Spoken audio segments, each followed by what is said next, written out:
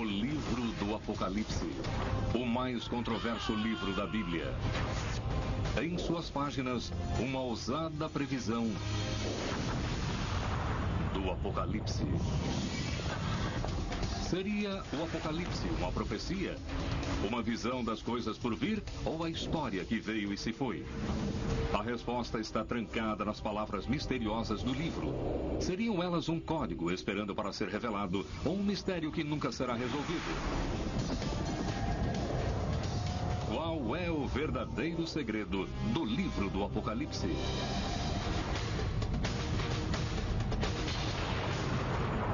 Segredos da Bíblia, Apocalipse.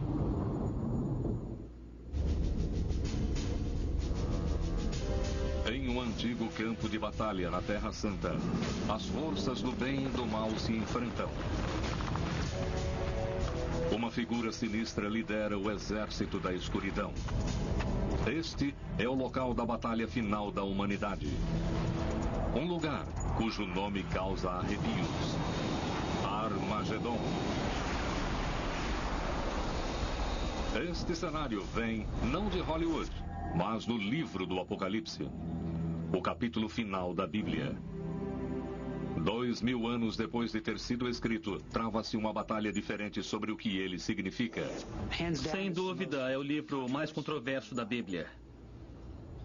Para alguns cristãos evangélicos, o livro do Apocalipse salienta o cenário do dia do juízo final, conhecido como o final dos tempos.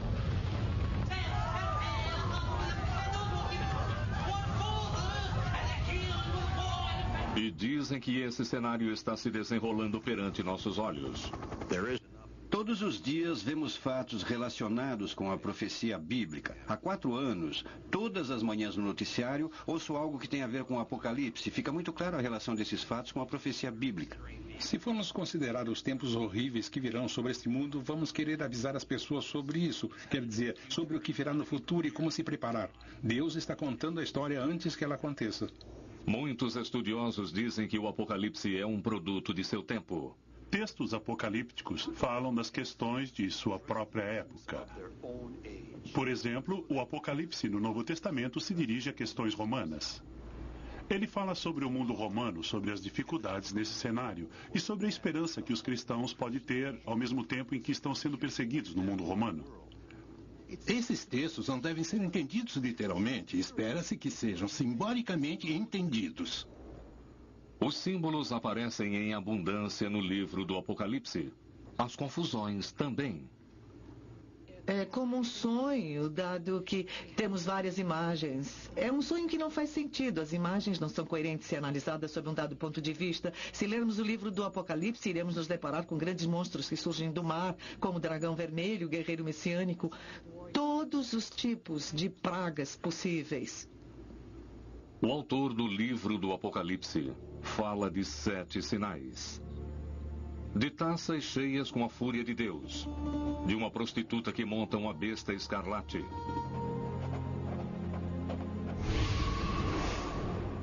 Mas o que o Apocalipse realmente significa? Para decifrar um livro que poderá prever o futuro, é preciso rever o passado. O último livro da Bíblia foi escrito no final do 1º século depois de Cristo. Ele circulou pela Ásia Menor como uma carta aos primeiros cristãos.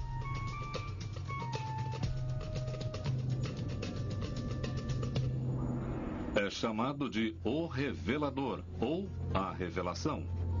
Porém, é mais conhecido pela tradução grega dessa palavra, Apocalipse. O autor se denomina João. Os primeiros cristãos acreditavam que ele fosse João, o apóstolo. João era um pescador da Judéia até conhecer Jesus de Nazaré. Ele estava entre os primeiros apóstolos escolhidos por Jesus e tornou-se tão próximo a ele que ficou conhecido como o discípulo que Jesus amava.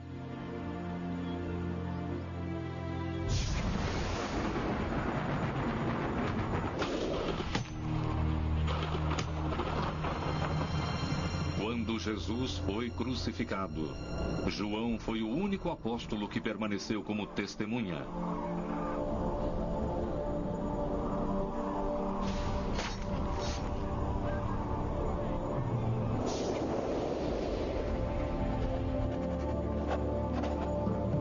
Passo a passo, o autor da revelação salienta uma visão do Apocalipse. Durante 7 anos, catástrofes atingirão o planeta. Terremotos vindos do subterrâneo e fogo vindo do céu.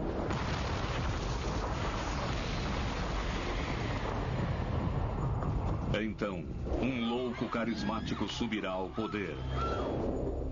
Ele forçará cada homem, mulher e criança a aceitar sua marca, 666.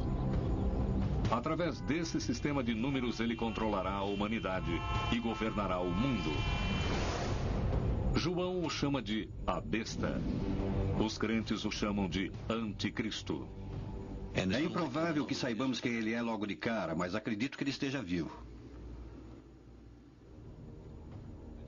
Os que aderem a esse cenário apocalíptico acreditam que sabem como ele irá se desenrolar. No auge de seu poder, será lançada uma batalha final entre o bem e o mal, o Armagedon.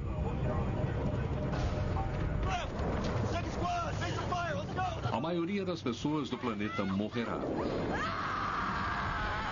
Será o fim do mundo como nós o conhecemos.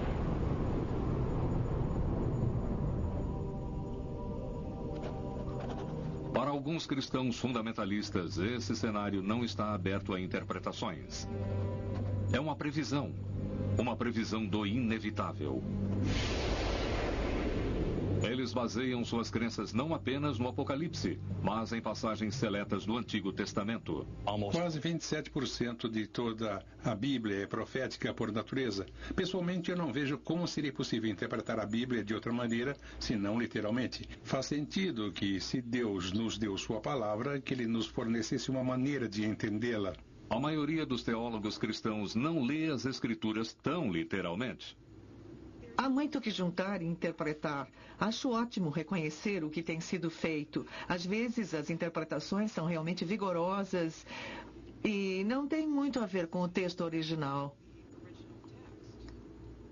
A cultura popular vê o Apocalipse como algo que tem a ver com algum tipo de evento catastrófico do final dos tempos. Eles veem o Apocalipse como algo que prevê o futuro, enquanto que os eruditos veem o Apocalipse como sendo endereçado às suas próprias circunstâncias. Um chamado de fé para aqueles primeiros cristãos que estavam vivendo na Ásia Menor no final do 1º século. Não tanto, dizem alguns literários. Eles citam outro livro da Bíblia onde o próprio Jesus avisa sobre o dia do juízo final. O Evangelho de Mateus. Chegaram a ele seus discípulos em particular, perguntando-lhe: dize-nos quando sucederão essas coisas e que sinal haverá da tua vinda e da consumação do século? E respondendo Jesus lhes disse: haveis, pois, de ouvir guerras e rumores de guerras. Haverá pestilências e fome e terremotos em diversas partes. Assim também, quando vós virdes tudo isso, sabeis que está perto, às portas. Mateus 24, versículos 3 a 33. Os cristãos que veem o Apocalipse como uma profecia procuram uma confirmação nas manchetes de hoje. Padrões catastróficos do clima. Novas e terríveis pragas. Horríveis desastres naturais. E loucos armados com novas armas de destruição.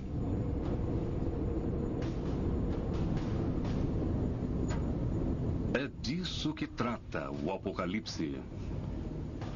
Quanto aos eventos que estão acontecendo no mundo hoje, acredito piamente que estejamos vendo o palco das profecias completas da Bíblia. Outros dizem que o palco sempre esteve montado. Guerra, fome, pragas e catástrofes têm sido constantes através dos tempos. Os crentes dizem que dessa vez é real. Que o relógio está contando as horas e que a contagem regressiva já começou. Na hora zero, o apocalipse começará. Terá início com um fenômeno saído diretamente da ficção científica: o arrebatamento.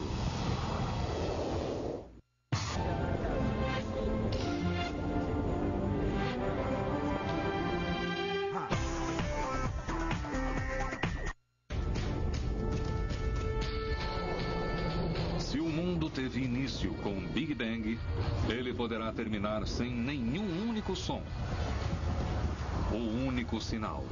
Cada cristão na Terra desaparecerá, levado ao paraíso num piscar de olhos. Os fundamentalistas que acreditam em um apocalipse próximo chamam isso de arrebatamento. Os crentes que estiverem vivos e permanecerem na Terra serão pegos ou roubados ou levados ao paraíso em um único instante, em um momento no tempo.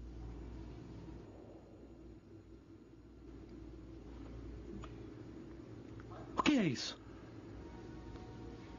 Acho que haverá o desaparecimento inexplicável de milhões de pessoas. Enfermeira?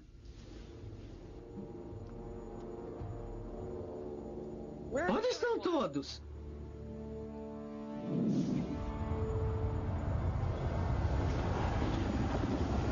Ficarão para trás bilhões de incrédulos para enfrentar o fim do mundo.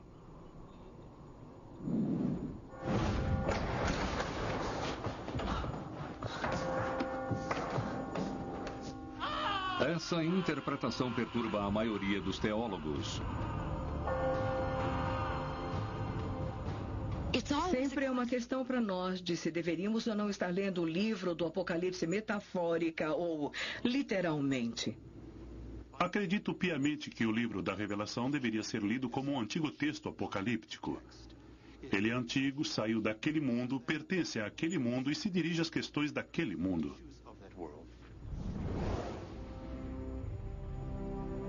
No século I, Roma era a inimiga do cristianismo. O maior inimigo de todos era o imperador Nero. Para ele, os cristãos eram um conveniente bode expiatório. Quando um grande incêndio devastou Roma em 64 d.C., Nero culpou os cristãos. Ele costumava entreter o público romano com crucificações públicas de cristãos. Bem depois da morte de Nero, a perseguição ainda continuou. Como líder cristão, o escritor João também foi vitimado por um dos sucessores de Nero, o imperador Domiciano. João diz ter sido condenado ao exílio em um local fora da Turquia, uma pequena ilha de apenas 33 quilômetros quadrados. Na ilha de Patmos, o terreno é bastante acidentado e a gente sente uma certa desolação lá.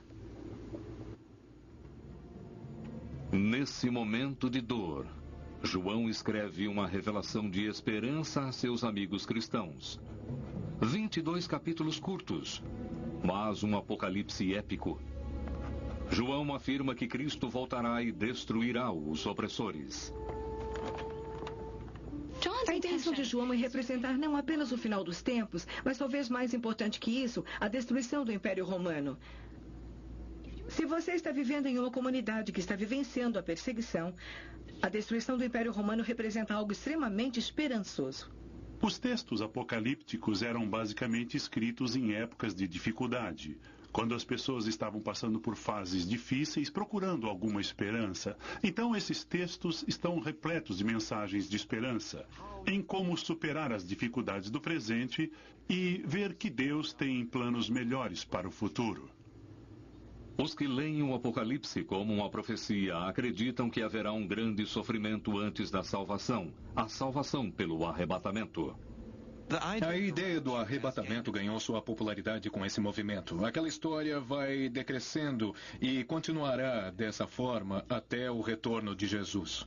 Os que aderem à ideia do arrebatamento dizem que ela saiu diretamente do livro do Apocalipse. Muitos estudiosos discordam. O arrebatamento é uma característica muito importante do pensamento fundamentalista. Ele não tem nada a ver com o livro do Apocalipse. É formado por elementos diferentes saídos de partes diferentes da Bíblia que depois são ensinados como se tivessem saído do livro do Apocalipse. Na verdade, a palavra arrebatamento não aparece em nenhum lugar na Bíblia. Quem acredita no êxtase em sentido literal diz que ele virá antes do terror e de tribulações.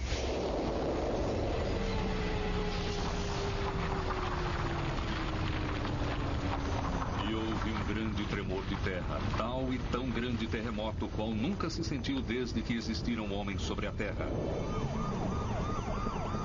Tão grande e tão poderoso. Apocalipse, capítulo 16, versículo 18. O terremoto gigante que atingiu o sul da Ásia em 2004 gerou uma tsunami monstruosa que matou mais de 270 mil pessoas. Foi a tsunami mais mortal já registrada na história. Alguns acreditam que o terremoto foi um precursor de tragédias maiores. Os crentes também dizem que o Apocalipse prevê uma catástrofe global, ocasionada por um corpo celeste. E caiu do céu uma grande estrela ardente como um facho, e caiu sobre a terça parte dos rios e sobre as fontes das águas, e muitos homens morreram. Apocalipse capítulo 8, versículo de 10 a 11.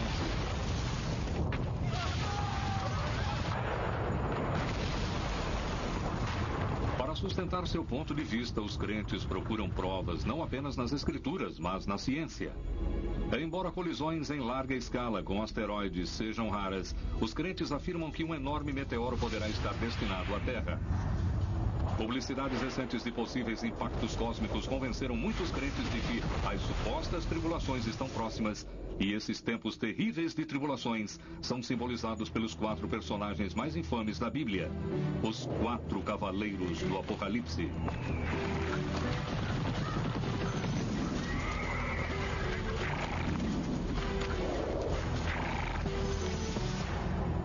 Eu olhei e vi um cavalo branco, e o que estava montado sobre ele tinha um arco. Ele foi dado uma coroa e saiu vitorioso para vencer. Apocalipse, capítulo 6, versículo 2. O cavaleiro branco significa conquista. O cavaleiro vermelho representa a guerra. O negro carrega uma balança que quer dizer colapso econômico e fome. O último cavaleiro é o mais temido. E apareceu um cavalo amarelo, e o que estava montado sobre ele tinha por nome Morte, e seguia-o o inferno. Apocalipse 6, versículo 8. Os crentes dizem que a chegada dos 4 cavaleiros sinalizará o começo do fim. O caos e a destruição dos 7 anos de tribulações. Metade da população da Terra morrerá durante os 7 anos de tribulações. A maioria dos estudiosos diz: relaxem. João não estava descrevendo um apocalipse futuro, mas um perigo claro e presente. Um império temido a leste de Roma. Os partos. No final do século I, qualquer romano que lesse o livro do Apocalipse entenderia que os 4 cavaleiros eram os partos galopando contra as legiões romanas, e eles temiam os partos em particular. Os partos em seus cavalos brancos, com seus arcos e flechas. Essa seria a imagem formada na mente deles. No cenário do Apocalipse, os 4 cavaleiros preparam o caminho para a figura mais sinistra de todas. A Bíblia o chama de a besta. Os que aderem a esse cenário apocalíptico o chamam de Anticristo. Eles acreditam que ele levará a humanidade a uma batalha final. O Armagedon.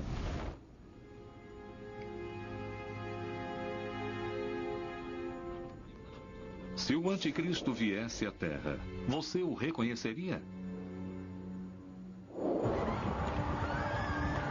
O anticristo virá sob um disfarce diabólico ou coisa parecida, dizem os crentes.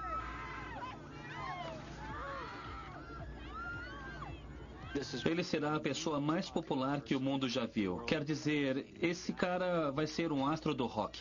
Os que acreditam no cenário do Apocalipse dizem que o anticristo um dia governará o mundo e causará um sofrimento nunca antes visto. Sua verdadeira identidade acabará por ser conhecida, porém, tarde demais. É improvável que saibamos quem ele é logo de cara. Duvido que saiba quem é, mas eu sei, acredito que esteja vivo. Esse é um cara que teve os 6.000 anos da história da humanidade embutidos na cabeça através da inspiração de Satã. A noção de um anticristo aparece em toda a Bíblia. No capítulo 2 da carta aos Tessalonicenses, Paulo descreve o anticristo como o filho da perdição. O capítulo 24 do Evangelho de São Mateus se refere a um falso Cristo e a falsos profetas. Embora no livro do Apocalipse o termo anticristo nunca apareça. Em vez disso, João o chama de a besta. E vi levantar-se do mar uma besta que tinha 7 cabeças e 10 chifres, e sobre seus chifres 10 diademas, e sobre suas cabeças nomes de blasfêmias. Apocalipse capítulo 13, versículo 1. Desde que o Apocalipse descreveu a besta, os crentes têm tentado identificá-la.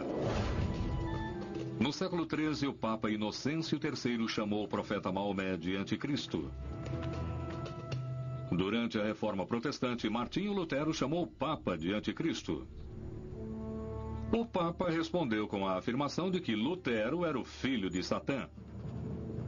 Muitos ditadores, desde Napoleão a Hitler, foram chamados de anticristo. A ideia de anticristo ficou impregnada na imaginação de muitas pessoas e foi reduzida a uma única pessoa muito má que irá liderar o mundo sob uma nova ordem.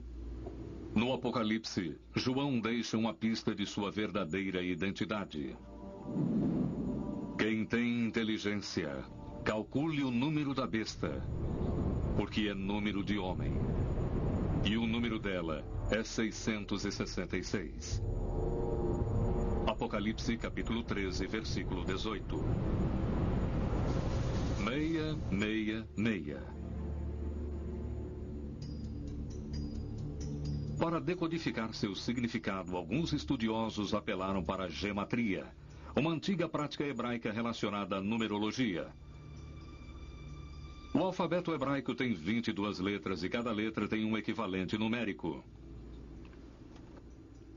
Acontece que pela gematria, que é o simbolismo através dos números, podemos imaginar quem era o 666.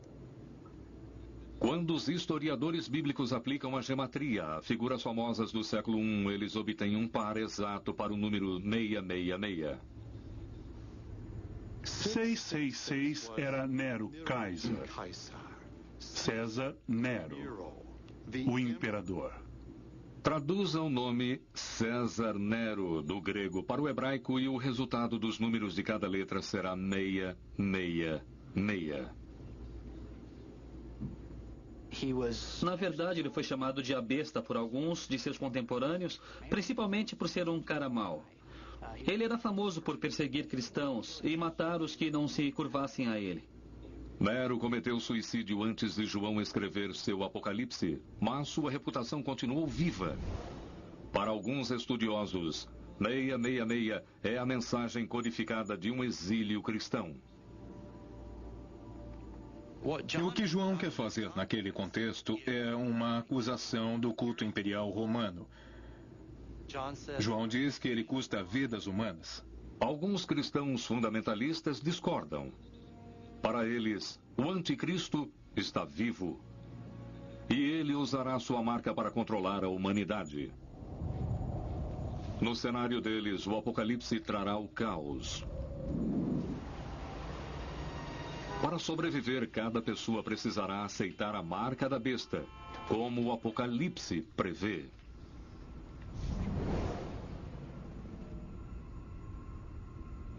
E a todos os homens pequenos e grandes, ricos e pobres, livres e escravos, fará ter um sinal em sua mão direita ou nas suas testas. e que nenhum possa comprar nem vender, senão o que tiver o sinal ou o nome da besta, ou o número do seu nome. Apocalipse, capítulo 13, versículos 16 a 17. Na época de João, tais marcas não eram fantasia, mas fatos da vida. Antigamente, uma marca era usada para identificar indivíduos que seriam usados como soldados ou escravos. A tecnologia usada em identificações evoluiu muito desde a época de João. É bem possível que a biométrica ou a tecnologia por scanner, implantes de chips, sejam usados para impor essa marca. Se eu conseguisse pegar seu número de seguro social, se eu conseguisse fazer isso, você estaria socialmente morto. Não poderia abrir nenhuma conta bancária, nem arrumar um emprego, não poderia fazer nada. Essa seria a maneira pela qual a besta exerceria seu controle usando a marca. Parece que temos um problema. Me ajudem aqui. Ok, saia daqui.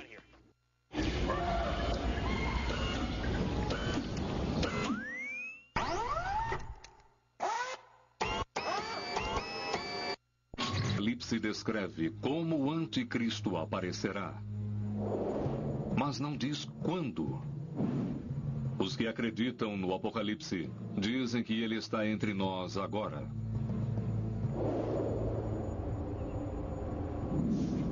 Está tudo ligado a essa geração. Não pode ser de nenhuma geração anterior, nem de uma geração subsequente. Eles apontam o que vem como um sinal bíblico. O retorno do povo escolhido por Deus à sua antiga terra natal, Israel. O que Ezequiel disse é que nos últimos dias Deus uniria Israel e os colocaria exatamente no mesmo pedaço de terra da qual foram expulsos há 2.520 anos. Em 1948, a nação de Israel foi reestabelecida. Daquele momento em diante, começou a contagem regressiva para a última geração. Os crentes dizem que o anticristo tomará o poder em Israel. Ele ocupará um altar que não mais existe, mas que logo será restaurado.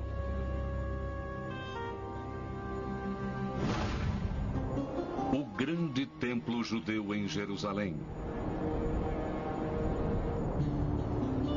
O enorme templo foi construído pelo rei Salomão por volta do ano 950 a.C. Durante 4 séculos, ele foi o local central de adoração para o povo de Israel. No ano 586 a.C., ele foi destruído pelos babilônios e depois reconstruído pelos judeus. No ano 66 d.C., o templo se torna o centro de uma revolta judaica contra o Império Romano. Ela começou quando um sacerdote judeu se recusou a executar o sacrifício diário em nome do imperador Nero. Nero enviou 2 legiões para esmagar a rebelião. No ano 70 d.C., os romanos finalmente esmagaram os rebeldes e queimaram o templo, destruindo-o. João e seu público estavam cientes de que as forças romanas haviam tomado Jerusalém, queimado o templo e destruído a cidade. João deve ter ficado muito ressentido com Roma por causa disso. Pouca coisa do templo restou. Mas um muro de pedra ainda está de pé. O famoso Muro Ocidental, o local mais sagrado do judaísmo. No Apocalipse, João descreve uma cidade santa. Uma nova Jerusalém construída no local do templo destruído. A reconstrução de um terceiro templo é essencial porque o que encontramos nas cartas aos Tessalonicenses é que o anticristo pisará nesse templo judeu reconstruído. Ele se proclamará Deus para ser adorado. Na visão de muitos cristãos contemporâneos, o templo judeu precisa ser reconstruído. Isso é baseado em leituras muito complicadas de livros apocalípticos, como o de Daniel no Antigo Testamento, de escrituras hebraicas e do livro da Revelação. A questão da reconstrução terá que ser discutida, porque é um enorme obstáculo no caminho. Hoje em dia, no local onde o templo deveria ser construído, fica a cúpula da rocha. Isso, claro, é problemático, porque a maioria dos judeus não quer destruir a cúpula da rocha. De qualquer maneira, os crentes agarram-se à sua linha do tempo. O fato de que Israel está de volta à terra nos faz pensar que os eventos que vão acontecer depois do arrebatamento estão sendo preparados. Nesse cenário apocalíptico, um segundo após o arrebatamento e dos 7 anos de tribulação, a humanidade fica indefesa perante o anticristo. A próxima fase, a dominação do mundo. E foi-lhe dado poder sobre toda a tribo, povo, língua e nação. E todos os habitantes da terra o adoraram. Apocalipse capítulo 13, versículos 7 e 8.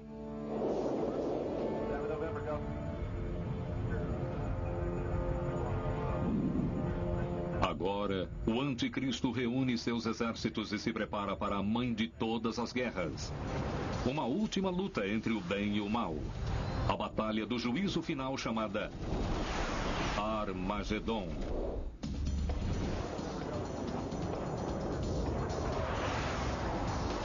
Segundo o cenário do dia do juízo final do livro do Apocalipse, o anticristo reunirá o maior exército já visto para lutar a batalha final.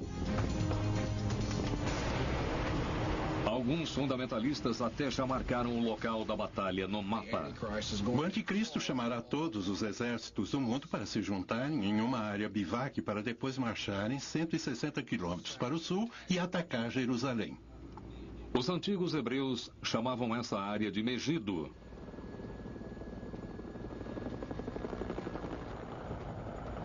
O livro do Apocalipse lhe dá outro nome, Armagedon. Graças à localização estratégica de Megido, os egípcios derrotaram os cananeus aqui no ano 1479 a.C.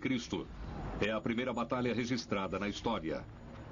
No Apocalipse, João afirma que Megido também dará seu nome à última batalha.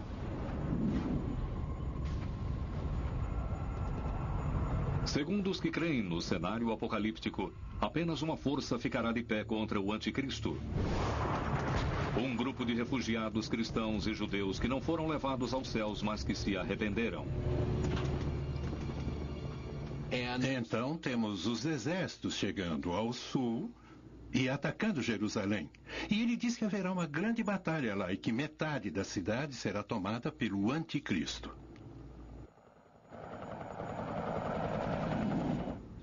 Para descrever a batalha, o autor do Apocalipse usa uma linguagem codificada.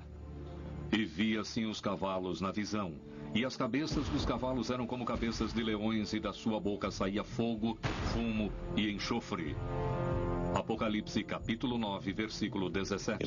Imagine que você estivesse vivendo no século I, onde cada máquina estivesse atrelada a um animal, uma carruagem puxada por um cavalo e assim por diante, e de repente você fosse transportado para um lugar onde você visse a Primeira Guerra do Golfo, e depois tivesse que descrever isso usando um vocabulário de um indivíduo do século I.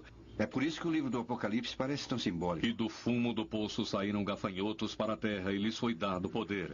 E as figuras dos gafanhotos eram parecidas a cavalos aparelhados para a batalha, e tinham os cabelos como os cabelos das mulheres, e o estrondo de suas asas era como o estrondo de muitas carruagens correndo para a batalha. Apocalipse capítulo 9, versículos de 3 a 9. Se analisarmos a figura de um helicóptero Apache levantando-se de trás de uma fortaleza, veremos exatamente a mesma descrição. Alguns crentes veem até uma revelação nuclear profetizada nas palavras misteriosas do Apocalipse. E abriu ela o poço do abismo, e subiu o fumo do poço como o fumo de uma grande fornalha. Apocalipse capítulo 9, versículo 2.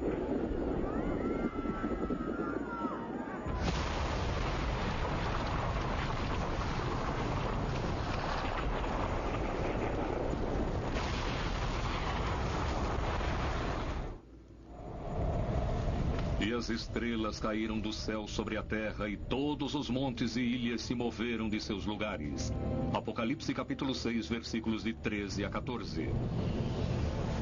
E se tornou o sol negro como um saco de cilício, e a lua se tornou toda como sangue. Apocalipse capítulo 6, versículo 12. Os crentes fizeram até mapas e planos de batalha baseados na revelação do Armagedon. A maioria dos estudiosos da Bíblia rejeita este cenário. Esses textos supõem que haverá algum tipo de grandes eventos que acontecerão, mas é a imaginação que está descrevendo isso tudo. Não deve ser entendido literalmente, mas sim simbolicamente.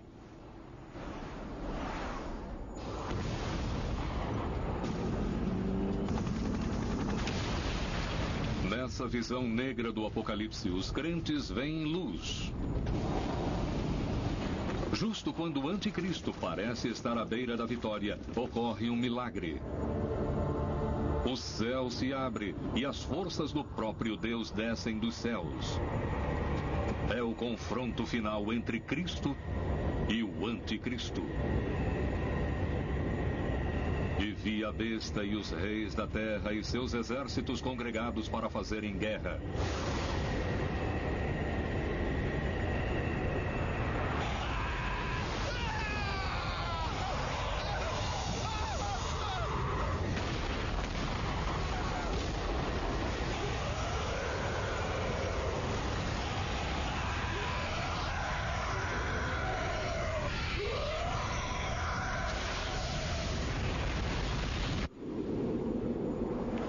Mas a besta foi presa. Apocalipse capítulo 19, versículos 19 e 20. Depois de uma era de tribulações, uma eternidade de paz. E vi um novo céu e uma nova terra, porque o primeiro céu e a primeira terra se foram, e o mar já não mais existe. Apocalipse capítulo 21, versículo 1. O novo paraíso e a nova terra nos levam à eternidade. Será uma era gloriosa que nunca mais verá a presença do pecado, nem da iniquidade, que será governado por Deus por toda a eternidade. A maioria dos estudiosos admira o sentimento, mas rejeita o cenário. As pessoas querem tanto ver o mal derrotado que acreditam que haverá um Deus máquina, um Deus entrando na história vindo de algum lugar de fora. E aí você tem a ideia de Apocalipse, que é o tipo de grande guerra que virá no final dos tempos e torna possível a perfeição que a religião vem apontando todo esse tempo. Para muitos estudiosos, o Apocalipse tem sido mal interpretado desde que foi escrito. O Apocalipse tem sido principalmente popular entre os que veem o fim do mundo se aproximando rapidamente. E sua imagem, sendo tão simbólica, frequentemente tem sido moldada para se adaptar às circunstâncias nas quais nos encontramos. Toda vez que havia grandes acontecimentos, havia uma tendência de se acreditar que aquele era o momento. Até a vinda do reino, o Apocalipse será discutido, talvez porque a forma como foi escrito seja tão misteriosa quanto o que ele significa. Até seu autor é um mistério. Não temos ideia de quem escreveu a maior parte do Novo Testamento. Era muito comum para os primeiros judeus e cristãos escreverem em nome de pessoas famosas na fé. Os primeiros cristãos acreditavam que o Apocalipse foi escrito pelo apóstolo João. João é conhecido pelo evangelho que leva o nome dele. Mesmo assim, evidências forenses sugerem que outro João escreveu o Apocalipse. Prova A. Estilo. O Evangelho de João não se parece em nada com o livro do Apocalipse. O grego que lemos nos evangelhos é o grego puro e simples. O grego do livro do Apocalipse é realmente bem rude. Prova B. Cronologia. O Apocalipse foi escrito por volta do ano 95 depois de Cristo. Nessa ocasião, o apóstolo João já deveria estar perto dos 100 anos de idade. Ou, o que é mais provável, morto. Quem realmente escreveu o Apocalipse? O mistério provavelmente durará, assim como o próprio livro. Para aqueles que o leem como uma profecia, o mensageiro importa menos que a mensagem. O fim está próximo. Acredito que estamos nos aproximando do final dos tempos. Vendo essas profecias e olhando para o nosso mundo atual, parece que Deus está montando um palco para a realização dos acontecimentos do fim do mundo. Espero ver um dia o arrebatamento. Quando foi escrito o livro da Revelação tinha um título diferente, com um significado diferente. Apocalipse.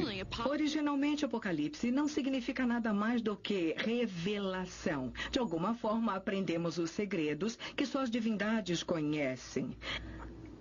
Atualmente, o Apocalipse significa o fim do mundo, porque o associamos muito ao livro da Revelação. Entre os cristãos, o poder do livro pode estar não na precisão de suas previsões, mas no impacto sobre o comportamento. Houve épocas em que as pessoas levavam o livro do Apocalipse muito a sério e agiam de maneira revolucionária, ou até destrutiva, como vimos com Davi e Koresh e o ramo dos Davidianos. Em 1993, perto de Waco, no Texas, um grupo de Davidianos, liderado por David Koresh, lutou em uma resistência de 51 dias com o FBI. O ramo dos Davidianos é uma pequena seita cristã que acredita nas profecias do final dos tempos, escritas no Apocalipse. O cerco terminou em um cenário apocalíptico, onde 80 homens, mulheres e crianças morreram. No século XX, houve vários cenários de pânico causados pelo temor ao dia do juízo final. Em 1918, alguns acreditavam que a epidemia mundial de gripe espanhola fosse uma praga bíblica que destruiria a humanidade. Mas a epidemia se foi e a humanidade sobreviveu. Mas ainda assim, muitos dos que acreditam no Apocalipse estão a postos. Eu acredito que Cristo poderá voltar a qualquer momento, e isso me faz viver de maneira comportada, porque não quero ser pego de surpresa. Através da história, o Apocalipse convenceu os crentes a se preparar para o fim. Para alguns, o fim chegou, mas não como eles previam.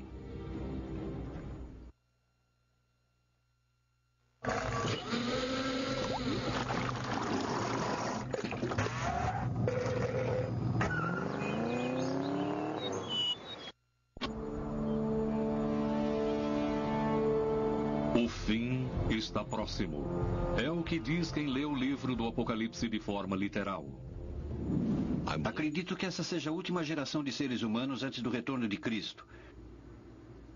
Estamos sem tempo, sem espaço, sem lugar, estamos sem ideias, quer dizer, praticamente sem nada. Portanto, acho que estamos nos aproximando do fim. Muitos estudiosos dizem que isso é a sensação de reviver o que já passou. Em quase todas as eras houve quem acreditasse que o mundo estava terminando, baseados em sua própria interpretação do Apocalipse.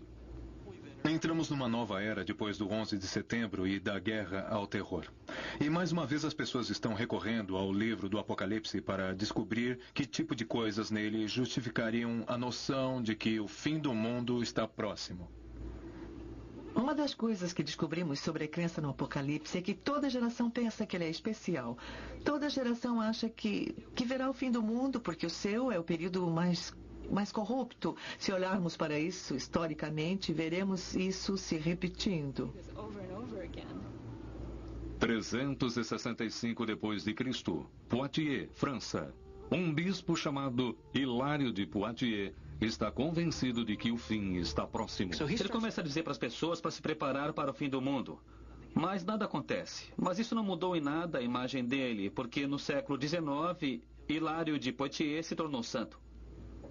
No século XV, na cidade de Tabor, onde hoje fica a República Tcheca, um grupo chamado Taborites começa um movimento baseado em sua crença de que o fim está próximo. Eles formam um exército e espalham suas ideias de guerra. Eles, na verdade, ficavam por aí queimando igrejas e matando qualquer um que identificasse como pecador. E o critério básico para ser identificado como pecador era não ter aderido ao movimento deles. Em 1434, os Taborites são esmagados e seu líder é morto. No século XIX, nos Estados Unidos, surge um outro movimento apocalíptico liderado por um capitão do exército chamado William Miller, que se tornara um pregador batista. Ele chega à conclusão, baseado em seus próprios estudos sobre o livro de Daniel, que o arrebatamento vai ocorrer por volta de 1843 ou 1844. À medida que o tempo passa, Miller aponta a data exata em que esse dia chegará, entre 21 de março de 1843 e 21 de março de 1844. O próximo ano chega e se vai, mas nem sinal ainda de um arrebatamento. Miller verifica outra vez seus cálculos e chega a uma nova data, 22 de outubro de 1844. Até agora, Miller atraiu um número aproximado de 50 mil discípulos. Na véspera do grande dia, alguns abrem mão de todas as suas posses terrenas. Alguns até compram roupas especiais, vestimentas de ascensão para o evento. E quando o dia chegou, os seus seguidores se reuniram em colinas e começaram a rezar e a cantar hinos. Cantavam com as mãos erguidas para o céu. O dia seguinte é conhecido pelos seguidores de Miller como o Grande Desapontamento. Isso não afeta Miller, porque ele vai continuar prevendo uma outra data para o fim, até o dia em que morrer. Claro que ele conseguiu ganhar muito dinheiro com a venda de roupas de ascensão, portanto, ele ficou com o investimento. O problema em prever o final dos tempos é que até agora todos os que fizeram isso, desde João de Pátmos até os profetas de hoje, estavam errados. Para os estudiosos, o Apocalipse está tão aberto a interpretações que pode significar qualquer coisa. Eu acho que o livro do Apocalipse é quase como um teste de Rorschach. As pessoas veem nele o que estão predispostas a encontrar.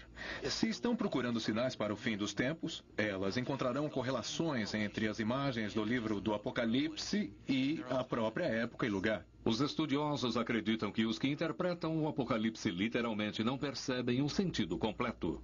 Eu diria que não é uma mensagem de terror como a maioria das pessoas pensa. Não é uma mensagem anunciando o fim do mundo. É uma mensagem de esperança e confiança renovada. É uma mensagem que comunica que Deus acabará tendo a última palavra. Essa mensagem quase não fez parte da Bíblia. No século IV d.C., muitos bispos discutiram se o livro do Apocalipse deveria constar na Bíblia. Muitas pessoas fizeram objeções ao tipo de violência que elas encontravam no livro do Apocalipse. É também, de alguma forma, uma atitude socialmente radical e muito crítica do Império Romano. Mas a maior parte dos padres concordou que o livro fazia parte da palavra de Deus e o livro do Apocalipse tornou-se o último livro da Bíblia. Talvez os primeiros escritores cristãos tenham visto o que os clérigos não viram. Todo grande livro necessita de um grande final. O debate sobre o Apocalipse continua. Para alguns, o livro é uma premonição do final dos tempos. Para outros, um sinal de esperança. Tudo depende se for lido palavra por palavra ou nas entrelinhas. Mas em uma coisa ambos os lados concordam. O debate provavelmente durará até o fim do mundo.